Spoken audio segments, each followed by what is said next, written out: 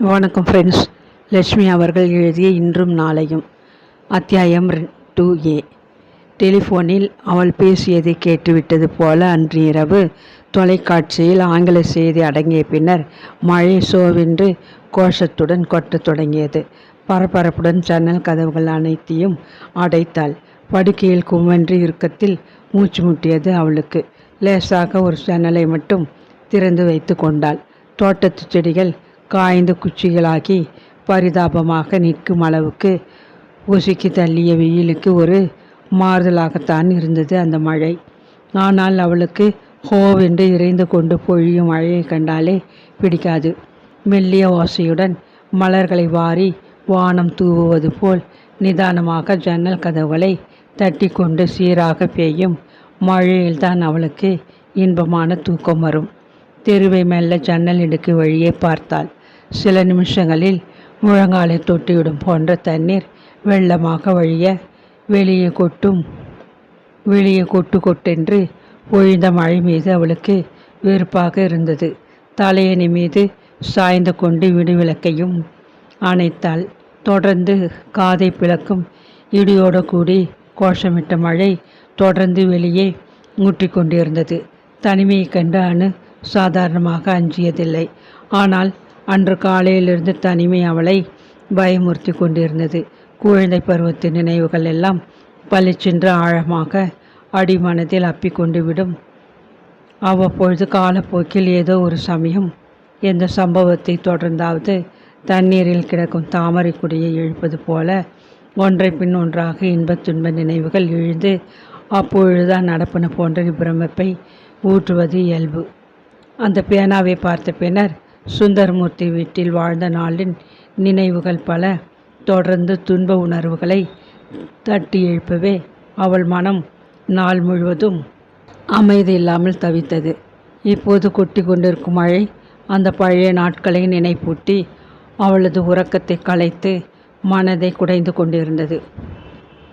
மித்திரனின் குழந்தைக்கு தாயாக போகும் நினைவில் வருங்காலத்தை பற்றி கற்பனையில் கரைந்து உறங்க வேண்டியவள் கடந்த காலத்து கசப்பான நினைவுகளில் நீந்தி கொண்டு நித்திரையில்லாமல் அவஸ்தைப்பட்டு கொண்டிருந்தாள்.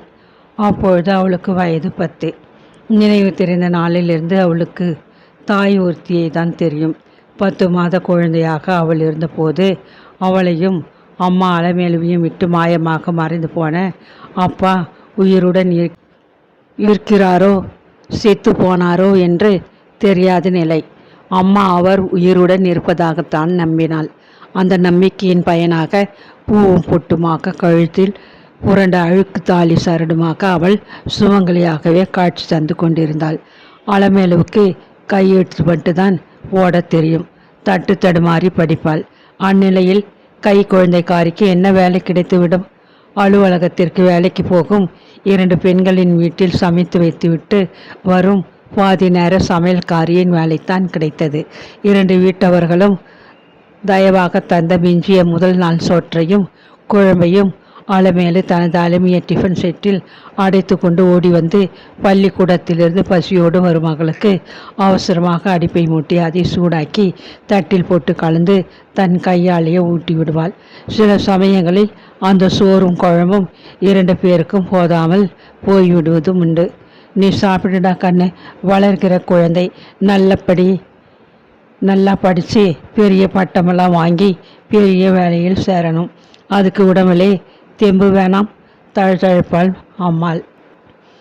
தான் பட்டினி கிடந்து தன்னை அன்போடும் ஆதரவோடும் வளர்க்கிறாள் தாய் என்று புரிந்து கொள்ள முடியாத பேதை சிறுமி அனு. அப்போது மித்திரனுக்கு பரோட்டா என்றால் மிகவும் பிடிக்கும்.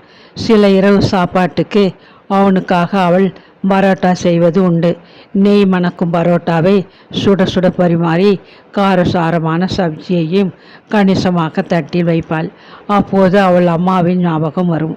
சுந்தரமூர்த்தியின் வீட்டிலே சமையல்காரியாக அம்மா வேலை பார்த்து கொண்டு அந்த பெரிய தோட்டத்து மூலையில் சிதலமாக்கி விட்டிருந்த அந்த பழைய ஓட்டு விலை அவுட் ஹவுஸிலே வாழ்ந்த காலத்தில் ஹாஸ்டலிலிருந்து வார விடுமுறைக்கு வரும் பெண்ணுக்கு அவள் சுந்தரமூர்த்தி வீட்டில் சுட்டு போட்ட பரோட்டாவில் ஒன்றை கேட்டு எடுத்து வந்து சூடு ஆறுமுன் ஓடி வந்து தட்டில் வைத்து குழம்போடு பரிமாறுவாள்.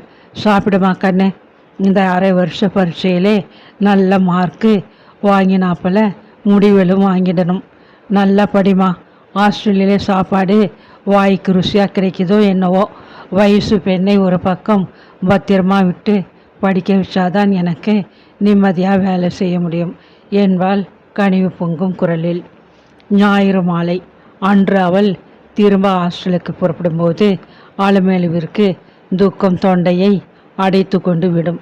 எங்கேயோ ஆயிரக்கணக்கான மைல்களுக்கு அப்பால் மகள் தன்னை பிரிந்து போவது போன்றதொரு திகைப்புடன் கூடவே பஸ் நிலையத்தில் பழியாக வந்து கால் கெடுக்க நிற்பாள். பத்திரம், சிநேகிதிகள் சொன்னாங்க, அது இதுன்னு தப்பு தண்டா காரியத்தை ஏதும் செஞ்சிடாதம்மா. பத்திரம் பத்திரம் 1000 பத்திரங்களை சொல்லித்தான் அனுப்பி வைப்பாள். புடவை தலைப்பால் கண்களை துடைத்து கொண்டு நகர்ந்தோடும் பஸ்ஸை பல தடவை திரும்பி பார்த்தபடி செல்லும் அம்மாவை நினைத்து அவள் மனம் பாகாய் கரைந்து போகும். பாடுபட்டு நெற்றி வேர்வை நிலத்தில் விழ சுந்தரமூர்த்தி வீட்டில் மாடாக ஒழிக்கும் அம்மாவை அவள் படித்து சீக்கிரம் ஒரு வேலை தேடிக்கொண்டு அமைதியாக வைத்து காப்பாற்ற வேண்டும் என பல முறை நினைத்து கொண்டதுண்டு. ஆனால் அவளது ஆசை நிறைவேறவே இல்லை. பட்டப்படிப்பு முடிந்ததும் முதல் வகுப்பில் தேர்ந்து தங்கப்பதக்கம் வாங்கிய பெருமைக்குரிய மாணவியாக அவள் வெற்றி வாகை சூடியதை அவளது அருமை தாயார் பார்க்கவில்லை. இரத்த அழுத்தம் அதிகமாகி மூளையில் இரத்த குழல் வெடித்து மயக்கமான நிலையில் அவள் ஒரு நாள் இறந்து போனாள். தலையில் தொப்பியும் கருப்பு கோட்டுமாக சாரி சாரியாக நிறை நின்ற பெண்களுடன் பட்டமளிப்பு விழாவில் கலந்து கொண்ட அன்று அவள் உடுத்தி கொண்டு கண்ணாடி முன் பார்த்து கொண்ட போது கட்டுப்படுத்த முடியாது ஓவென்று அழுதுவிட்டாள். தங்களது குழந்தைகளின் வெற்றியை பார்த்து கலிக்க பெற்றோர்களும் அந்த பட்டமளிப்பு விழாவில் வேடிக்கை பார்க்க வந்து ஆவலோடு காத்திருந்தனர். அத்தனை காலம் அந்த காட்சியை காண ஆசைப்பட்டு அரும்பாடுபட்டு அவளது அன்னை தான் அங்கே இருக்கவில்லை.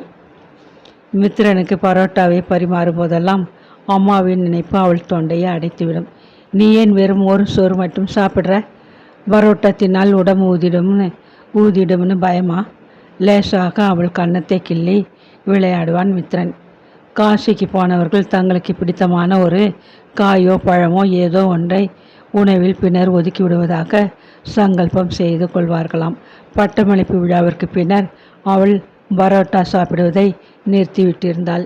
அம்மாவின் நினைப்பை மிக அழுத்தமாக உணர்த்திய அந்த உணவுப் பொருளை அவள் அம்மாவின் ஞாபகார்த்தமாக சாப்பிடாமல் ஒதுக்கி விட்டிருந்தாள். வற்புறுத்தாதீங்க, எனக்கு இதை சாப்பிட பிடிப்பதில்லை, மறுத்து விடுவது வழக்கம். கடப்படாவென்று வானம் ஊக்கரமாகி இடி முழுக்கியது.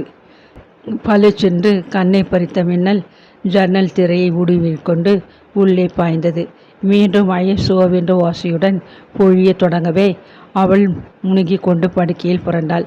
நெஞ்சிற்குள் அந்த பயங்கர நினைவு திடீரென்று எழுந்து புரண்டது. 2 வீடுகளில் சமைத்து போட்டும் பற்றாக்குறையில் திண்டாடிய அம்மா அப்பொழுதுதான் சுந்தரமூர்த்தியின் வீட்டிலும் காலை வேலை மட்டும் சமைத்து கொடுக்க ஒப்பு கொண்டிருந்தாள். பூந்தமல்லி நெடுஞ்சாலையிலிருந்து அந்த பங்களா ஒரு பெரிய தோட்டத்திற்குள் வேப்ப மரங்கள் காடாக சூழ பொதிந்து கிடந்தது. சற்று தொலைவில் இசுக்கியின் குப்பத்தில்தான் அவளும் அம்மாவும் ஒரு குடிசையை வாடகைக்கு எடுத்து கொண்டிருந்தனர். பள்ளிக்கூடம் அருகில் இருந்ததால் அம்மா அலமேலுவிற்கு அந்த இடம் வசிக்க சௌகரியமாக இருந்தது. ஆனால் அமைதி இருக்கவில்லை. சிறு குழந்தையான அவளுக்கு அப்போது எதுவுமே புரியவில்லை. இருட்டு முன் டிஃபன் செட்டுடன் ஓட்டமும் நடியமாக அம்மா ஏன் இப்படி பேயை கண்டது போல் ஓடி வராங்க? வந்ததும் குடிசையின் கதவை ஓங்கி சாத்தி கொண்டு பதைப்புடன் சுவரிலே சாய்ந்து முகத்தில் வழியும் வியர்வையை துடைத்தபடி மெல்ல ஜன்னல் வழியே பல முறை எட்டி பார்க்கிறாங்க. விழிப்பாள் அவள். அம்மா, என்னம்மா, ஏன் இப்படியே இருக்கிறீங்க? தாயின் தோலை பிடித்து கேட்டாள். வர்ற வழியிலே இருளன் கோயில் இருக்குது பாரு, அதை இருட்டுவதுக்கு முன்னால் தாண்டி வந்துடணும், இல்லாட்டி சனி பிடிச்சிக்கும்னு சொல்லுவாங்க. இருட்டு போயிட்டு தான் சனி பிடிச்சி போதேன்னு பயம், ஓடி வந்தேன். அம்மா திணறுவாள். அன்று மாலை அவள் பள்ளிக்கூடத்திலிருந்து வந்தபோதுதான் பார்த்தாள். குடிசையிலிருந்து அவர்களது சாமான்களை எல்லாம் அம்மா அப்புறப்படுத்தி விட்டிருந்தாள். எஞ்சி இருந்தது ஒரு சிறு துணி மூட்டை. டிஃபன் செட்டை அவசரமாக திறந்து வைத்து, சாப்பிடு ஜல்தி, நாம் கிளம்பணும் என்றாள் அம்மா.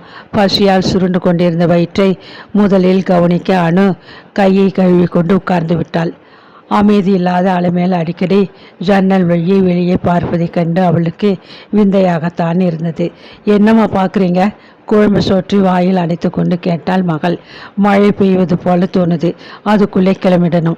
சோற்று தின்றுவிட்டு டிஃபன் செட்டை கழுவி மூட்டைக்குள் அம்மா பத்திரப்படுத்துவதற்குள் வானம் பின்னும் கருத்து குமரத் துவங்கியது.